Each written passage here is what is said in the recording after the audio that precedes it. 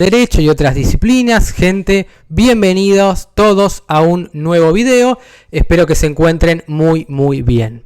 Bueno, la idea de este video es ver algo que seguramente le pasó a muchísimos de ustedes y va a seguir pasando a futuro por la falta de represalias, y en esto tiene que trabajar tanto el Poder Legislativo como el Poder Judicial, que tiene que ver con los famosos planes de ahorro. Nosotros para sacar un auto nos metemos en un plan de 72 u 84 cuotas para pagar un auto en 7 años, pero con la inflación que tenemos, obviamente llega un punto en el que, como se devalúa nuestra moneda y el precio en pesos cada vez es mayor, nos empiezan a modificar y a aumentar el precio de la cuota. Esto ha pasado muchísimas veces.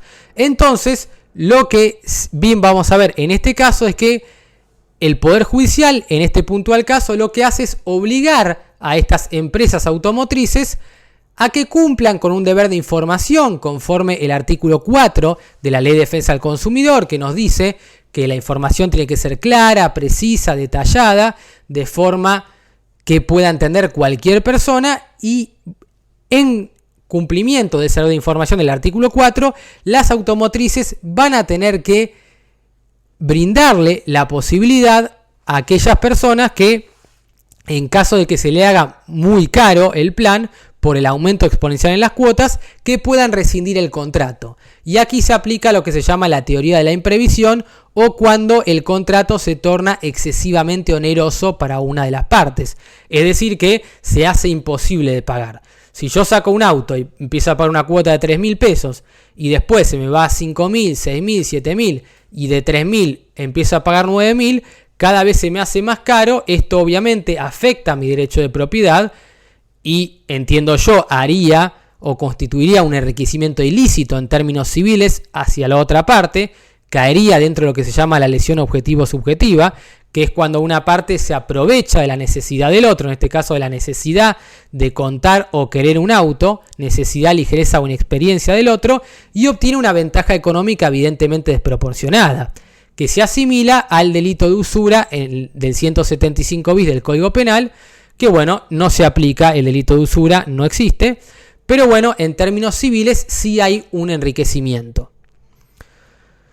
El juez entonces decidió condenar a las empresas en forma solidaria. Cuando hablamos de solidaridad nos referimos a que el consumidor, yo le puedo reclamar a quien yo quiera, a quien participe en la cadena de comercialización, como nos dice el artículo 40 de la Ley de Defensa del Consumidor, y vimos en más de una ocasión. Lo que hizo el juez fue condenar a las dos empresas a que en forma solidaria le abonen a la reclamante la suma de 1 millón de pesos en concepto de daño punitivo. Daño punitivo es el que tenemos en el artículo 52 bis de la Ley de Defensa del Consumidor, que es el que puede obviamente recibir o se puede hacer acreedor el consumidor de este tipo de daño, perjuicio o menoscabo, siempre y cuando se demuestre la responsabilidad de tipo subjetivo, es decir, haya una culpa grave o dolo. Es decir, que la empresa, a propósito, con intención de dañar o manifiesta indiferencia, que eso es dolo o culpa grave, ocasione un daño, pero no alcanza con la responsabilidad objetiva, que es la del riesgo o vicio de la cosa, sino que se requiere que, en este caso, la automotriz o el representante de la automotriz haya incurrido en culpa grave o dolo. Esto es lo que nos va a decir el juez más adelante. Bueno, es un caso que pasó en lo civil y comercial de Córdoba.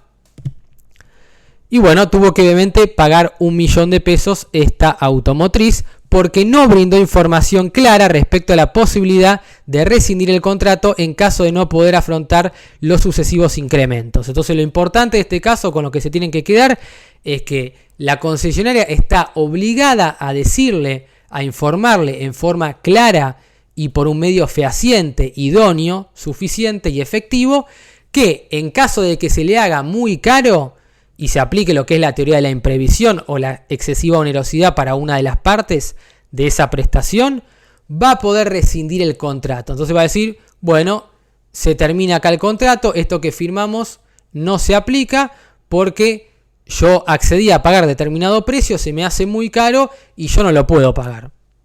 Bueno, esto fue en la causa Faría Micaela Fabiana contra FCA Sociedad Anónima de Ahorro para Fines Determinados, bueno, esto que están viendo aquí en pantalla. Lo que hizo en este caso la reclamante, la damnificada, fue pedir que se le restituyera el vehículo que le fue secuestrado por falta de pago de cuotas. Entonces, como no pagó, se le retuvo ese auto y lo que quería la reclamante era que le dieran el auto, porque no pagaba, obviamente, porque se le había hecho muy caro. Lo que quería era que se consideren las abonadas como cancelatorias del saldo que aún tenía vigente y además reclamó una indemnización por daños punitivos, que es esto que le adelantaba del 52 bis.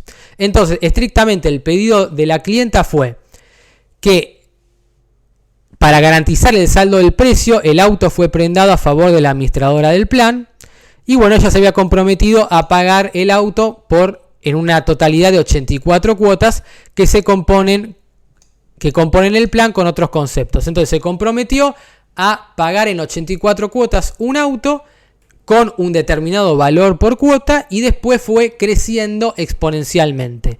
A partir de enero de 2018 hubo una gran corriente inflacionaria y el precio de lista de ese vehículo se disparó a las nubes. Tuvo un aumento considerable, incluso por encima de la inflación.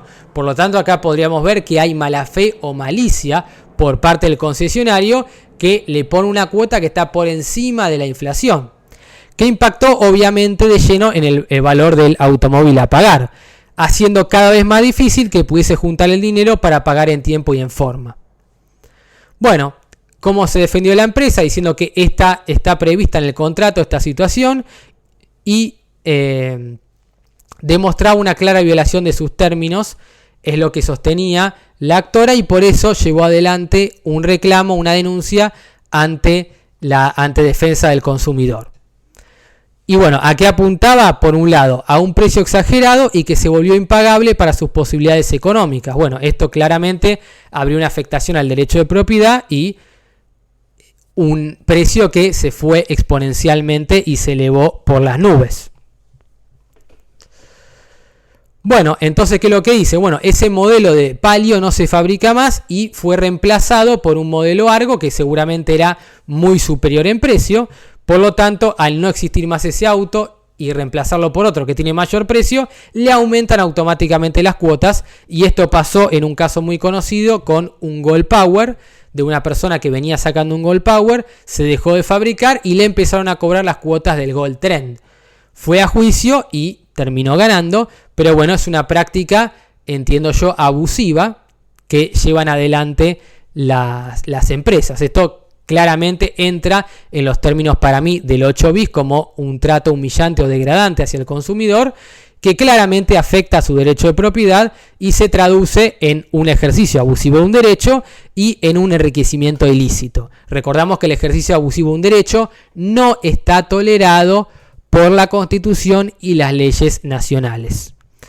Bueno, ¿qué fue lo que hizo el magistrado? Entonces, bueno, lo que primero dijo es que el precio sugerido de fábrica no es más que eso, una sugerencia, y después la concesionaria lo puede vender al precio que quiera en definitiva.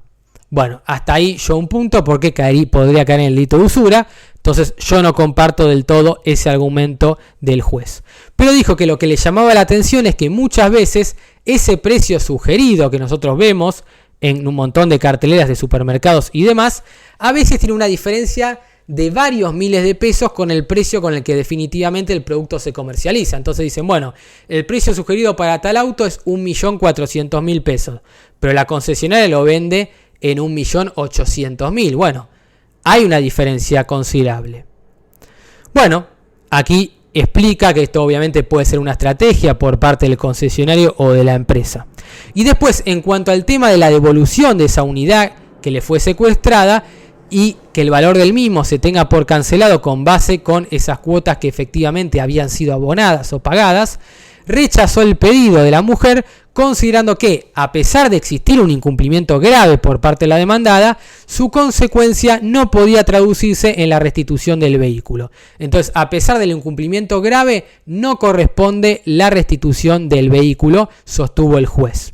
Si bien la demandada incumplió en forma sistemática, es decir, que incumplió una y otra vez, la obligación de informar, esa información hubiera permitido a la actora rescindir el contrato. Bueno, esto es cierto, porque si la actora hubiese sabido que iba a pasar esto, automáticamente hubiese dicho no, rescindimos el contrato, yo no quiero saber más nada con esto, devolveme la plata o arreglamos de la manera que sea, quédate con el auto, pero yo no lo quiero porque no puedo pagar esto.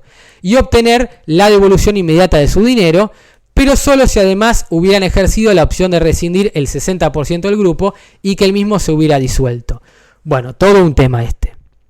Esa decisión no hubiese significado la posibilidad de que el auto le fuera adjudicado, de venir cancelado y que de pronto no tuviera que continuar abonando las cuotas con el plan al que se comprometió. Bueno, lo cierto es que la deuda de la actora es con el grupo y no con la administradora. Es lo que sostiene aquí el juez y nos habla justamente aquí de esto que les adelantaba, de la excesiva onerosidad sobreviniente para una de las partes que habilita obviamente a rescindir el contrato.